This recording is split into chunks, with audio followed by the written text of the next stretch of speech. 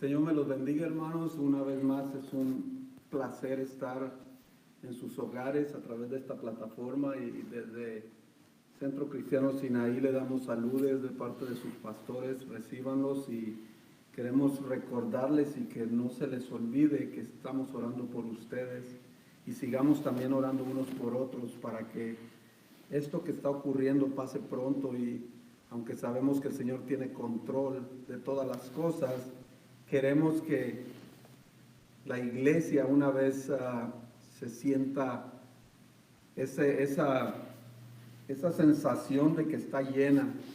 Amén. Que una vez la iglesia podamos sentir ese calor humano que es necesario aquí, y que podamos una vez saludarnos y abrazarnos, ¿por qué no? Si es necesario, y alegrarnos y sonreír unos con otros. Amén. Y en esta tarde les voy a pedir que precisamente el tema es la iglesia, o qué es la iglesia, es nuestro nuevo tema de discipulado. Les voy a pedir que ahí donde están en sus hogares, abran sus Biblias, porque no se les olvide que siempre cuando hay un estudio bíblico, cuando hay una predicación, su Biblia tiene que estar a su lado. Amén. Entonces ahí donde están sentados, o donde quiera que se encuentren en su hogar, en su recámara, en su sala, en su cocina, abran por favor su Biblia en la epístola a los Efesios. Vamos a usar estos versículos para introducirnos a esta nueva lección de hoy. Amén. Efesios capítulo 2, versos 13 al 15, vamos a estarlos leyendo. Y vamos a estar meditando sobre estos versículos. Amén. Con la perspectiva de poder saber qué es la iglesia. Vamos a estar mirando lo que es la iglesia como algo creado por Dios, qué es la iglesia como posesión de Dios, y qué es la iglesia cuando Jesucristo es su cabeza. Amén. Como le dije, vamos a abrir nuestra epístola en Efesios, capítulo 2, versos 13 al 15. Dice la palabra del Señor en el nombre del Padre, del Hijo y del Espíritu Santo. Pero ahora en Cristo, vosotros que en otro tiempo estabais lejos, habéis sido cercanos por la sangre de Cristo.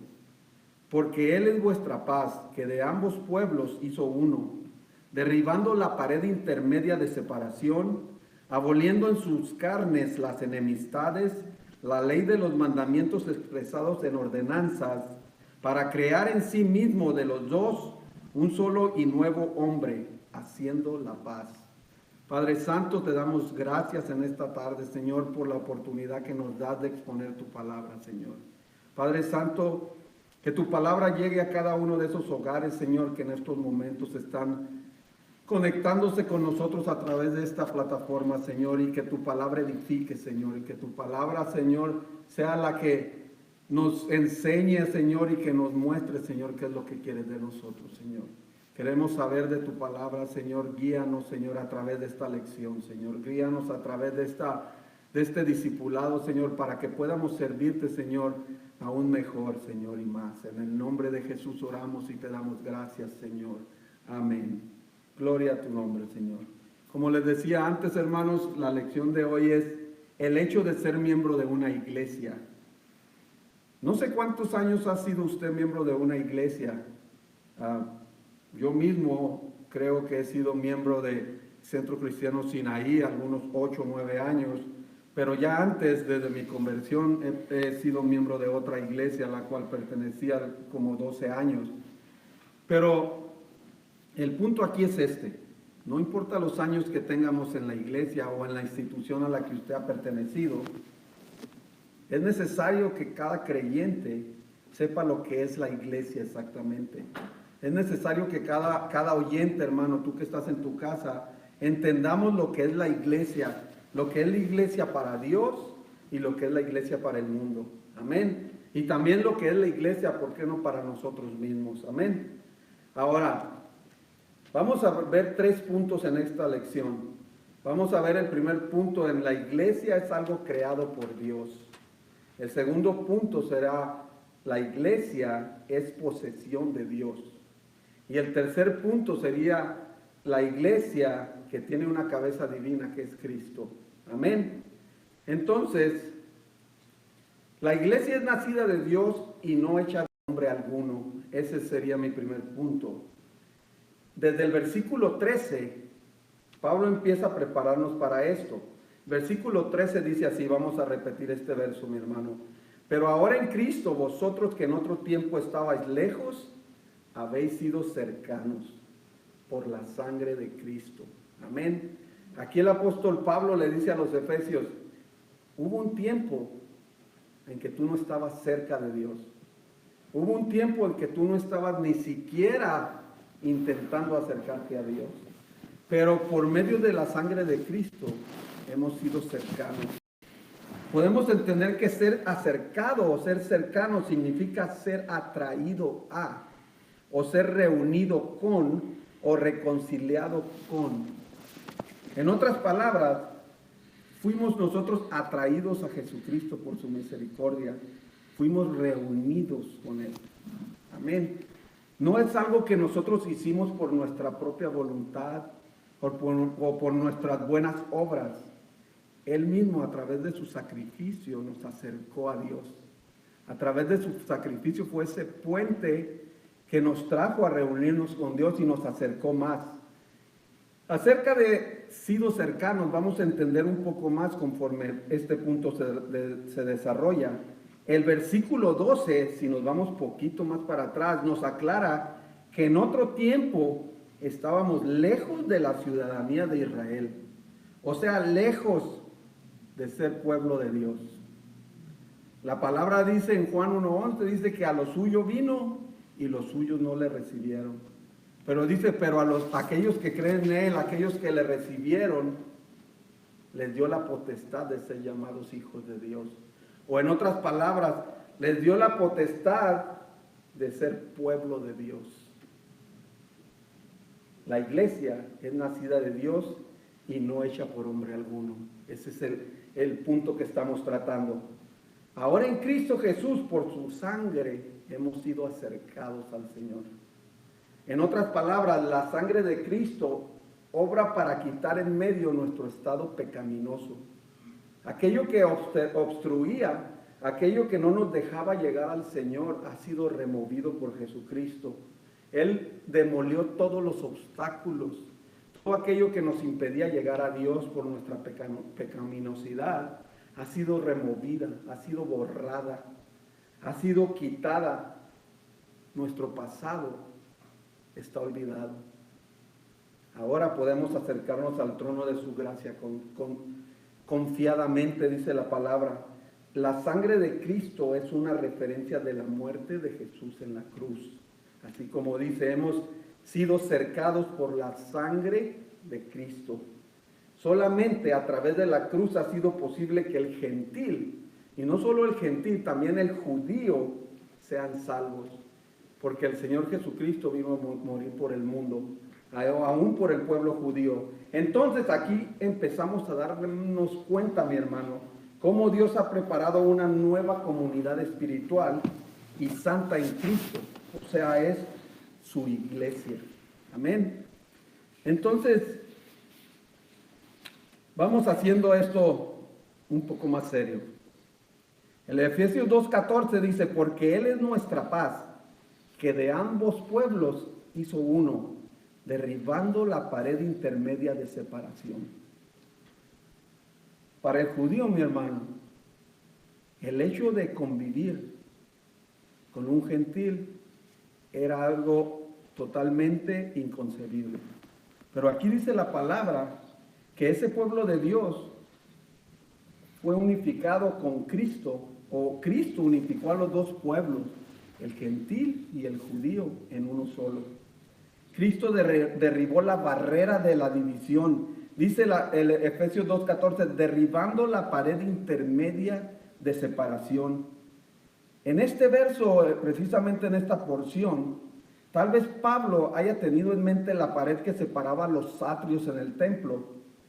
El recinto del templo, aquel templo que fue construido por Herodes en el tiempo de Cristo y de Pablo.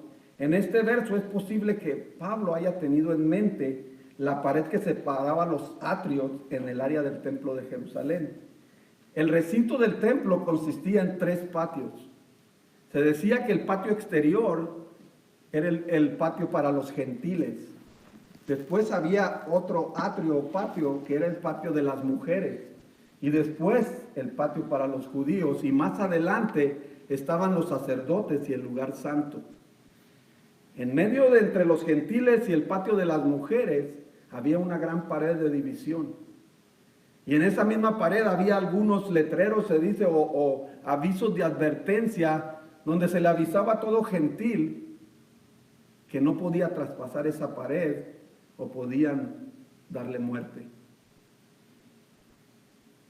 Si las mujeres para el pueblo judío no eran vistas con un valor muy grande, el gentil aún era visto más atrás de ella. Por eso es que ellos se localizaban totalmente en el patio exterior de la iglesia. Pero Pablo le está diciendo a la iglesia de Efesios, Cristo ha derribado esa pared intermedia. Cristo nos ha acercado a Dios. Cristo, a través de su sangre, a través de su cruz, ha derribado toda separación. Y dice la palabra que de los dos pueblos hizo uno solo. Los gentiles no podían entrar, solo podían quedarse afuera en los atrios de afuera exteriores. Pero después del sacrificio de Cristo en la cruz, el mismo templo, el mismo cortina fue rasgada que dividía el lugar santo y el lugar santísimo, dando a todos a la misma presencia de Dios. Jesús, a través de su sacrificio en la cruz, de ambos pueblos hizo uno, mi hermano. Hizo la paz entre los dos pueblos y un nuevo pueblo surgió, que es la iglesia. La iglesia a través de Jesucristo estaba surgiendo.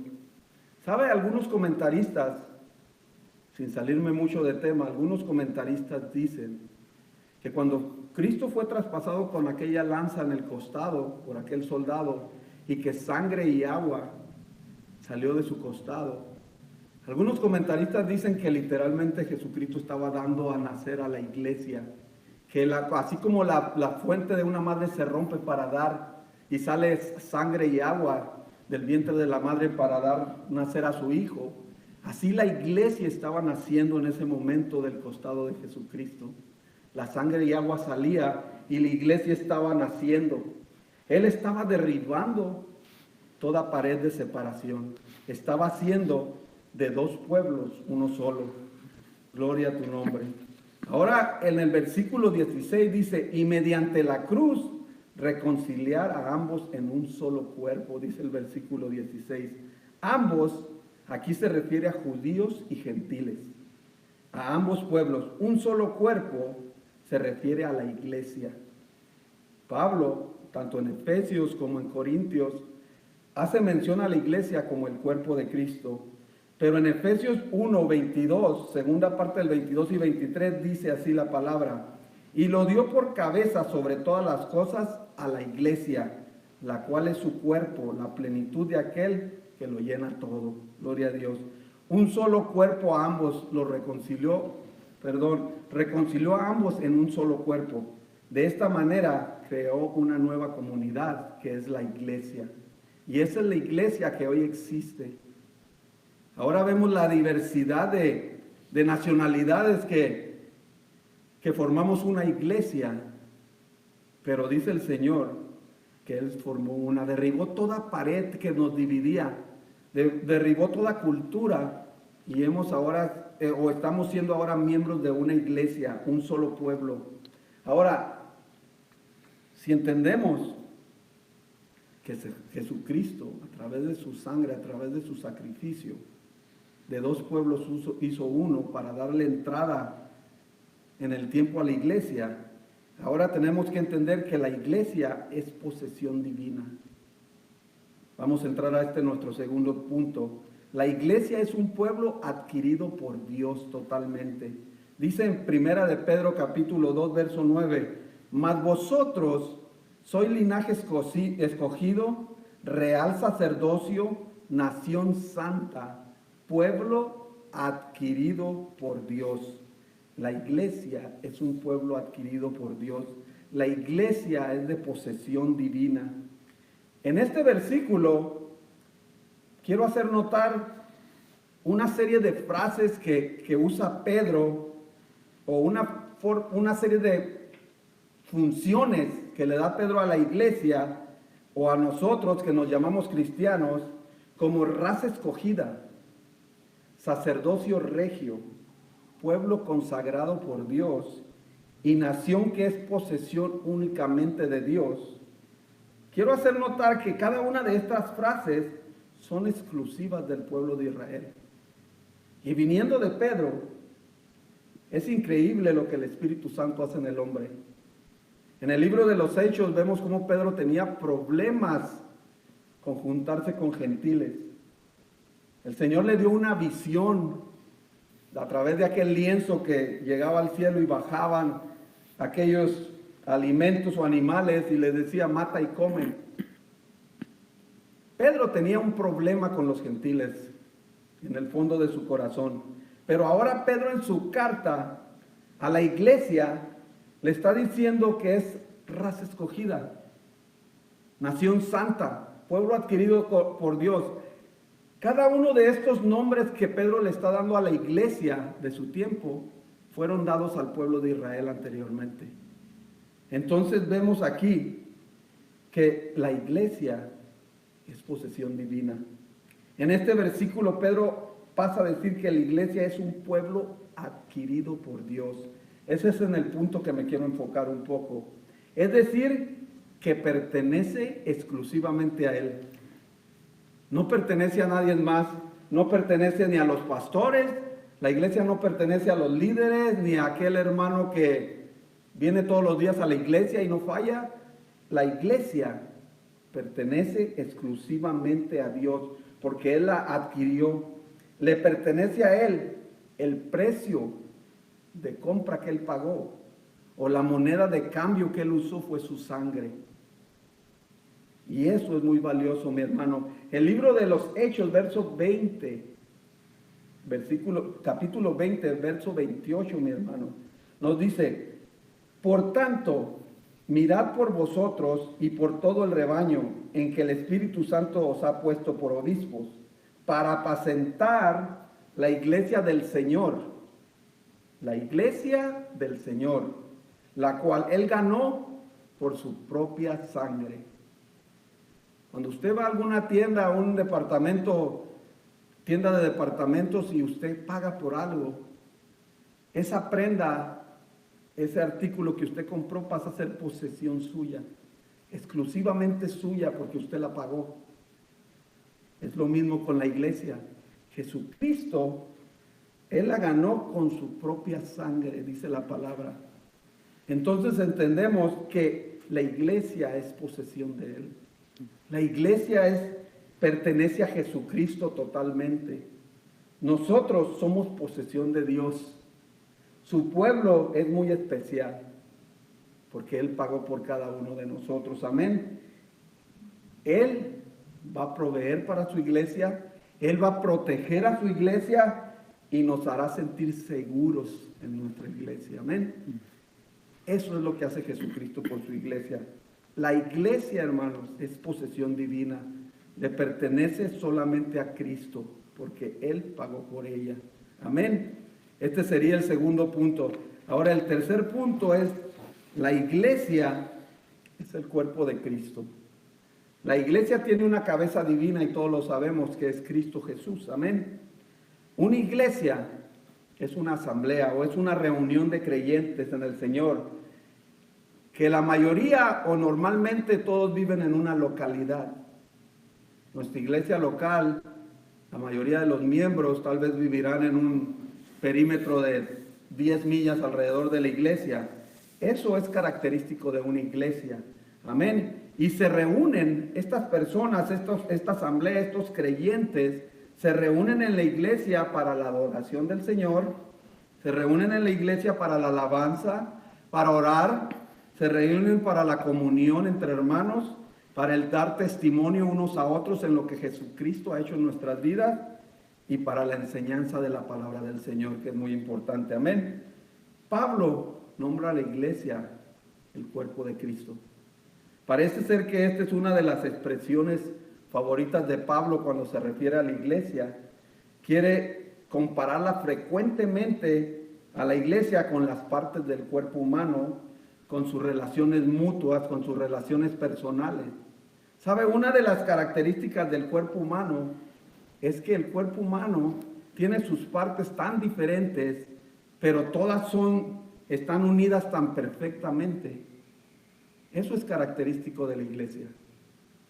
La iglesia, todos nosotros, hermanos, que somos la iglesia, somos tan diferentes cada uno de nosotros, pero como hemos sido lavados por la sangre de Jesucristo y el Espíritu Santo mora en nosotros, nos podemos acoplar tan perfectamente en la iglesia que podemos trabajar con armonía, o al menos eso es lo que el Señor quiere de su iglesia.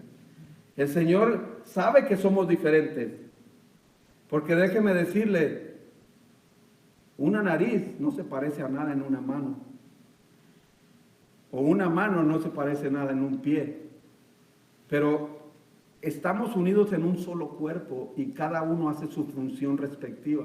Y cuando eso pasa, el cuerpo humano, o si queremos decir la iglesia, empieza a caminar perfectamente.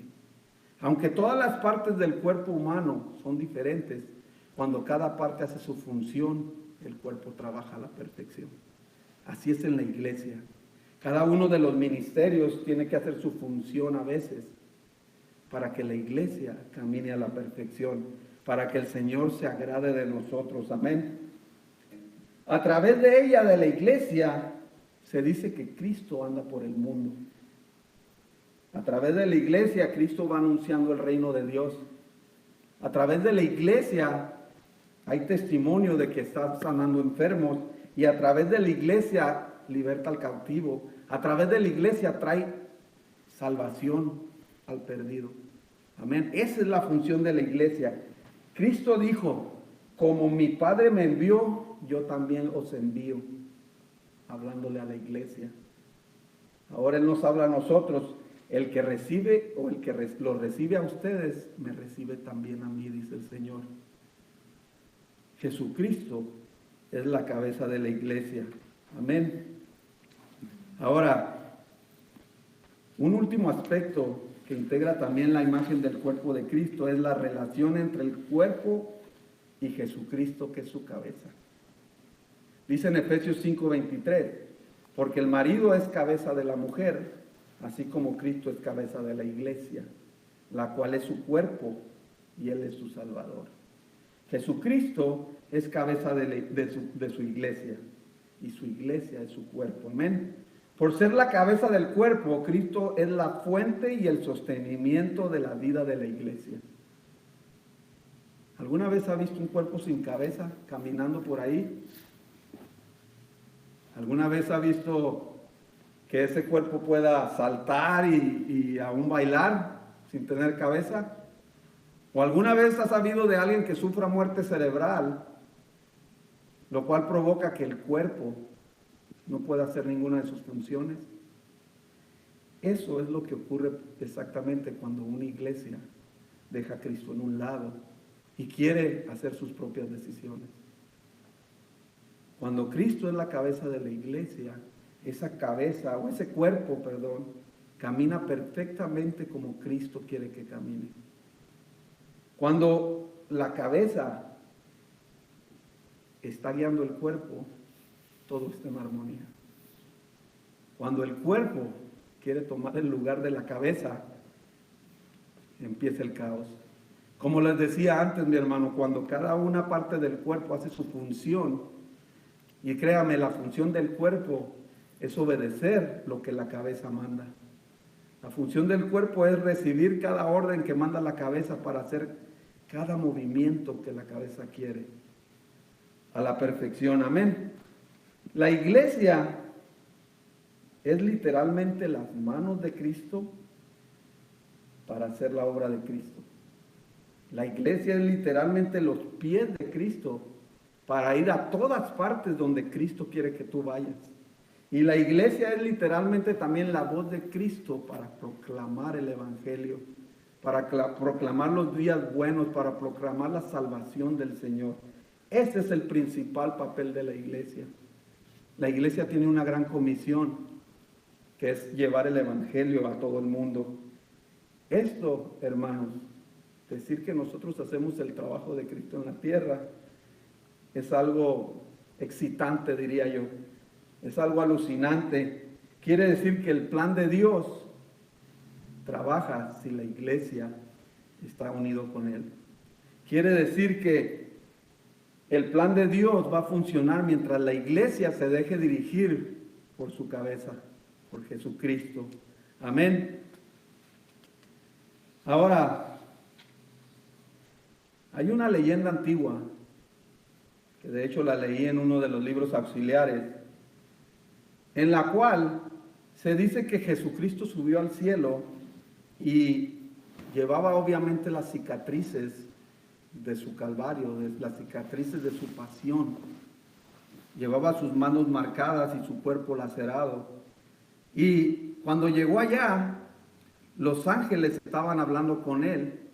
Y Gabriel le dijo, el ángel Gabriel: Maestro, tienes que haber sufrido terriblemente por los humanos de allí de abajo. Es verdad, le contestó Jesús y le mostró sus manos. Y Gabriel siguió diciéndole: ¿y saben todos cuánto los has amado y lo que has hecho por ellos? Refiriéndose a la humanidad. Jesucristo le contestó: oh no, dice, no todos lo saben. Hasta ahora lo saben solo unos pocos en Palestina. ¿Y qué plan, le dijo Gabriel? ¿Qué plan has hecho para que todo el mundo sepa lo que has hecho por ellos? Jesús le dijo: le he pedido a Pedro, Santiago y Juan y a otros pocos que andan con ellos que empiecen a hablar a otros de lo que yo hice por ellos. Y esos otros van a hablarle a otros. Y así sucesivamente el mundo empezará a enterarse de lo que yo hice por ellos hasta el último lugar de la tierra. Pero Gabriel parecía dudar de lo que estaba oyendo.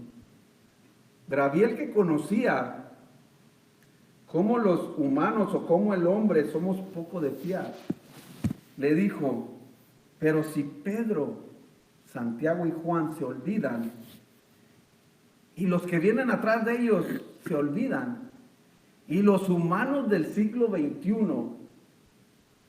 no siguen hablando de ti, ¿es que no has hecho ningún otro plan? ¿No tienes un plan B para eso, Señor? Entonces Jesús le respondió: pues no tengo ningún otro plan. Cuento con ellos. Eso es lo que dice Jesús de la iglesia, hermano. Jesús cuenta con nosotros. La iglesia es el cuerpo de Cristo. Decir que la iglesia es el cuerpo de Cristo quiere decir que Cristo cuenta con nosotros para hacer el trabajo en la tierra que Él hizo. Eso es la iglesia hoy en día, mi hermano. La iglesia es un pueblo adquirido por Dios. La iglesia es el cuerpo de Cristo, el cual debe de hacer la obra de Jesucristo en la tierra. Esta, mi hermano, es la lección del día de hoy. La próxima semana seguiremos hablando de la iglesia. El tema siguiente será: ¿por qué es necesaria la iglesia? Y quiero que aprendamos hoy, y creo que hoy es el mejor tiempo de entender por qué es necesaria la iglesia. Y posiblemente muchos de ustedes ya se dieron cuenta por qué es necesaria la iglesia. Pero la semana pasada que viene estaremos hablando un poco más de eso. Pero antes de cerrar esta lección de hoy, una vez más, quiero orar por ustedes, mi hermano. Quiero que ahí donde estés, levantes tu mano si tienes una necesidad.